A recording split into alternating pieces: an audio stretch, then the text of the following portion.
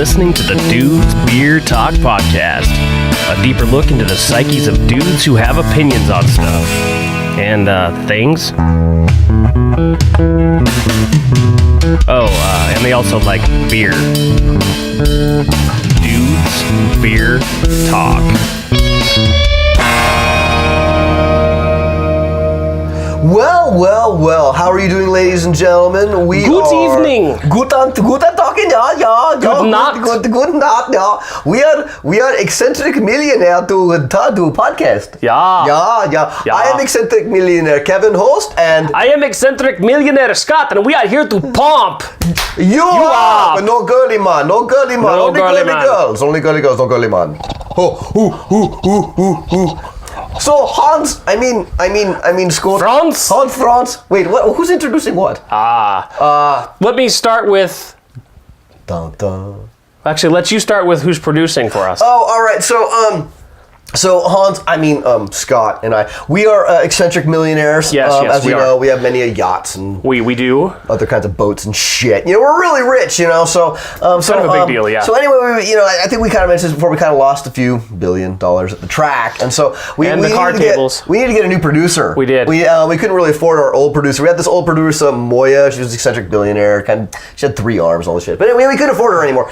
And so we realized that all we really needed was some kind of like animal that could just kind of nudge the camera. That's true. That's true. And so we went to our pot farmer friends down the road, and it's still, the federal government hasn't started busting people yet, so it's still legal. And so we asked him if he had farm animal you could use to nudge the camera, and he said he did actually have it's a 3-legged mule. And but it's a very intelligent 3-legged mule. Yeah. And so it's very quiet and very trainable as long as you give it plenty of hay. And so we named it Moya. And so we have a 3-legged mule. Can you do a mule high, Moya? No?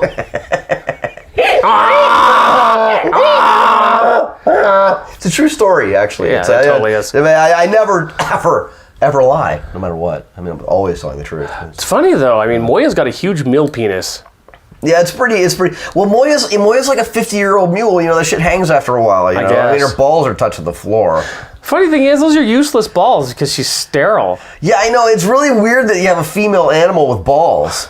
Balls. Well, we haven't even introduced our topic, and we're already off topic. We haven't even Maybe introduced the beer. Okay, Yes, so the beer beer. tonight, Kevin was kind enough to bring us beer, which he will show you closer.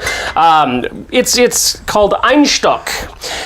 It's Einstock Olger's Icelandic Toasted Porter. And I'm not even sure really what toasted means. I don't know, but it's porter, and it's How do you toast a Icelandic. beer. And it's, let's see, Akureyri, Iceland. I've never heard of it. I apologize, Icelanders. But Einstock. Einstock. If it's good, we'll visit Iceland. No, if it's not good, we'll visit Iceland. I love Iceland. Well, I've never been there. I haven't either. I want to go. I want to go hang out with the Vikings. But a porter from Iceland. I was always associating Icelanders with like lighter beer. Cheers. Cheers. All right. I gotta take another sip. All right. There are so many flavors in this beer that it's hard to pick it out. I love some. I'm not so keen on some, but I like it overall. I for the first taste of That's it was like a lighter beer. It was like a lager. Yeah. But it's not. It's got a lot of. It's got a lot of. It's a little bit dense, maybe. Yeah. But it's not super dense. I really like it. It's like. Yeah. It's a dark beer that doesn't leave too much of a taste in your mouth. Right. But right. it's really good. I could drink this all night long. Toasted porter, and it says it's brewed with Icelandic roasted coffee. That sounds really good. Yeah. Oh wow, it's got head rush. Woo! Yeah. They put Coke in here. Yeah. See right there. It's just like International Cocaine Fund. Oh yeah. They put cocaine in here. No bullshit. No bullshit. With clear notes of toffee and dark chocolate. Yeah, it's really good, and it's a lot less carbonated than many porters that I've had. Yeah, this is good though. I bet this really very good. It's almost too bad we didn't get glasses for these. I bet it really creams up. This is good. I like it. Of course, I love this kind of beer. Brewed and bottled by Einstock Olgerd in Iceland. That sounds German to me. Einstock. Einstocken. Maybe I'm pronouncing it wrong. This is a winner. Definitely winner. Definitely And I like winner. the label on it. It's pretty bitchin'. So, Kevin, while we've are quarter way through the episode, what is the topic tonight? So this evening we are going to talk about technology. Now, not the crappy technology we have that's all corporate push consumerism, but the technology that Scott and I, as enlightened, superior human beings, think that people who are the inventing class, so to speak, should be focused on. Well, didn't we just come up with an episode a couple of weeks ago where we were bitching about technology and all of the changes? It fucking sucks. Fuck yeah. Fucking sucks. I mean, maybe that should be our next episode, complaining about the direction of technology. We already did that. Oh, I guess we've already done that. Yeah. Okay. Well, it fucking sucks. This whole this geared towards just consumerism, and where you don't have so much control, and they're always changing our interfaces, and I swear to God, all these I'm pissed off about that programmers are on prescription drugs. Back in my day, we did street drugs. We did real coke. drugs. Yes. These pussies are getting shit from doctors. But anyway, we digress from the topic. Yes, but now here's the thing, dude. So this is an episode that Kevin came up with, and I was very surprised when he got to my house and said, I have an idea for an episode. I thought it was a wonderful idea, so we're doing it. Yeah. But now I'm improvising because I wasn't prepared for this episode. Oh, I'm unprepared. Well, so can I, but here's the thing. Yeah. I think I would start it off with this. The first thing I would want to see in technology is a technology that helps old men deal with new technology. So basically like a Babel fish for fucking technology. Genius, dude. Fucking A. Yeah. So basically I want a Babel fish that goes in my ear and says, here's what you do. You do this.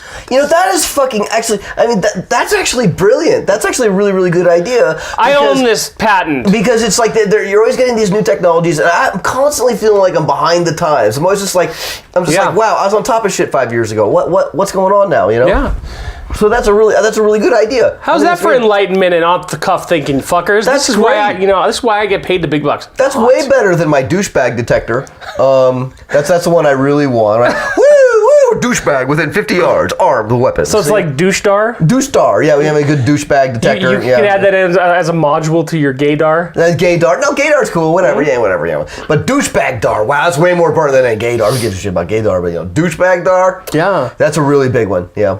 Yeah, that's a really big deal. But I agree. That's a pretty good one. So is that all you got? That's no man. I got all kinds of good shit. So one of the number one things that inventors need to work on is the transporter. I'm sorry. All right. So I'm sick and tired of commuting. You know what I'm saying? I do. It's like I want to take a vacation in Hawaii. I don't want to take a fucking 5-hour flight. But the thing is, dude, do you want a technology that's going to enable you to be in the office more often? I don't want to fucking be in the office more often. So I want an anti-transporter, the one that says, no, you can't get in your car or we will freaking burn you from the fires of hell. That's not a technology. That's more of a threat. That's more of like a totalitarian dictatorship. There, Frankie. There, Johnny. Yeah. If it works in my favor, it's fine. As long as it works in your favor. That's great. That's awesome. But I mean, no, seriously. I mean, it's how about a hovercraft?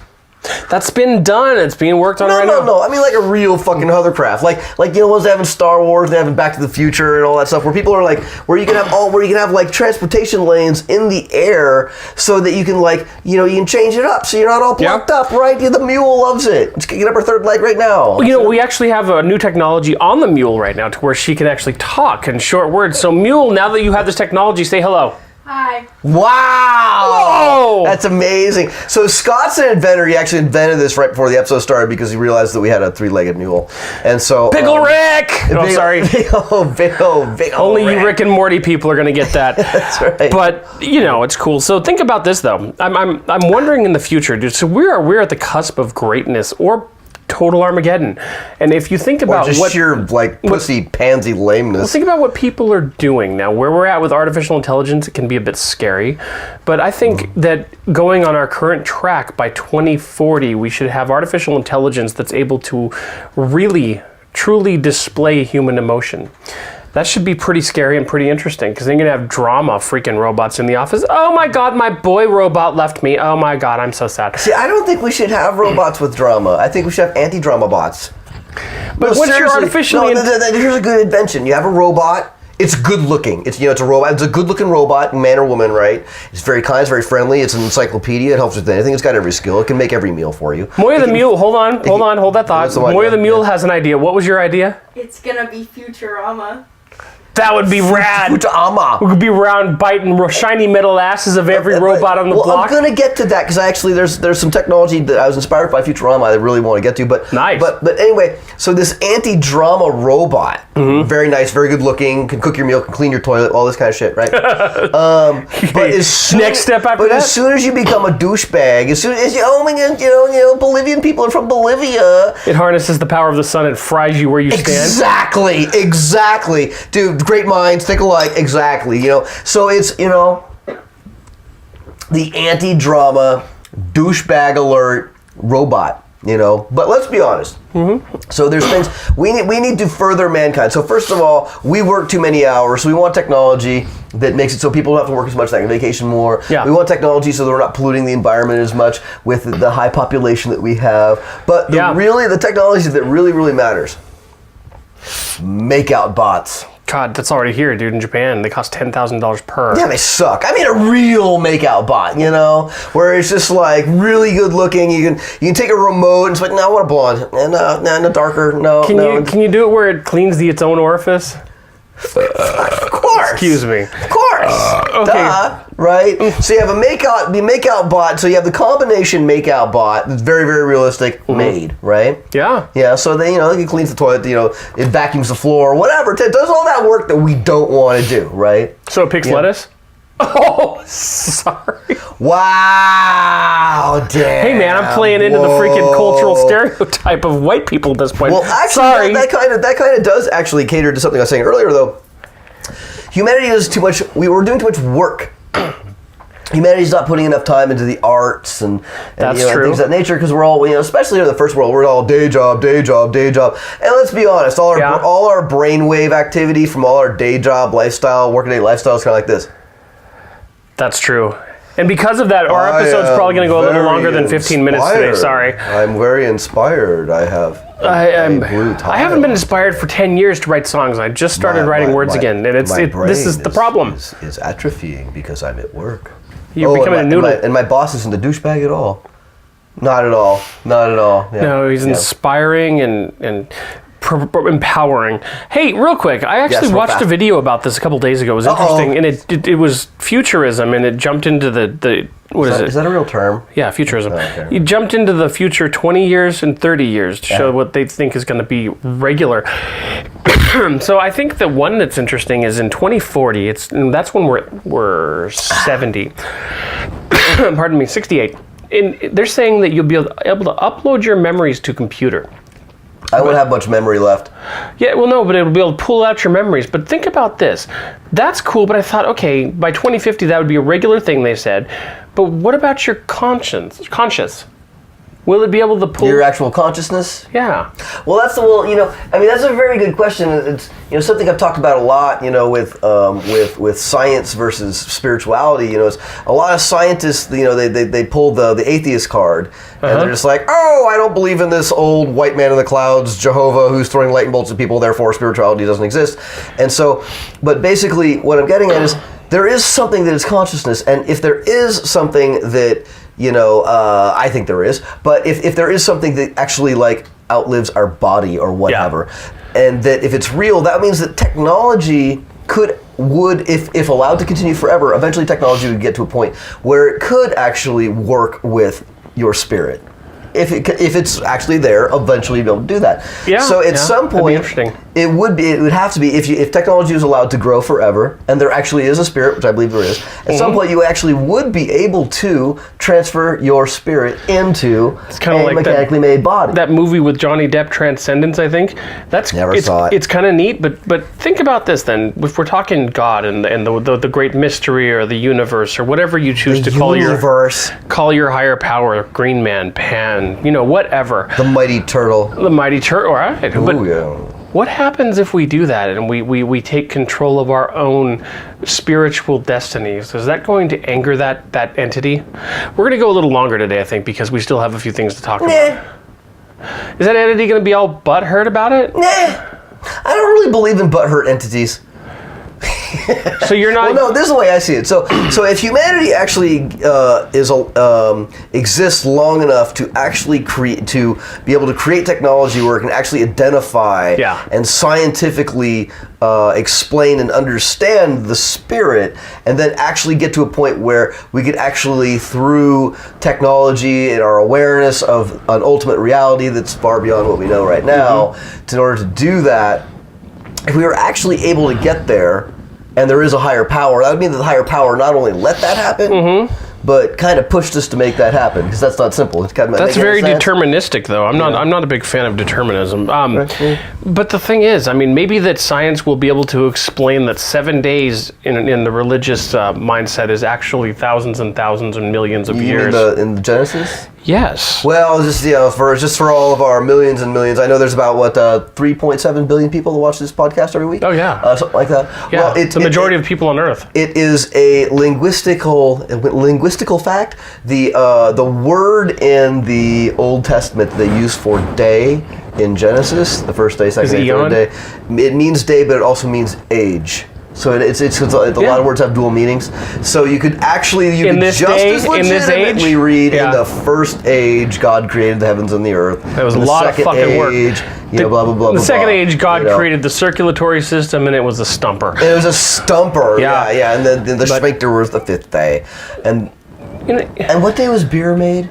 Beer was made like day 8. And on the 8th day. Yeah. Oh yeah. God made man. Beer. Oh yeah. But here's the thing. So I just realized how big this topic is, and there's no way we can cover everything that I would want to cover now, and probably Kevin would want to cover. So this will bleed into the next thing. We might revisit it a few times, but in the meantime, Happy New Year, 2018, people. We made it. We made it. Alive. Who would have figured it? And we thank you for joining us tonight. We are Dudes Beer Talk. Send us money. We've been losing at the track.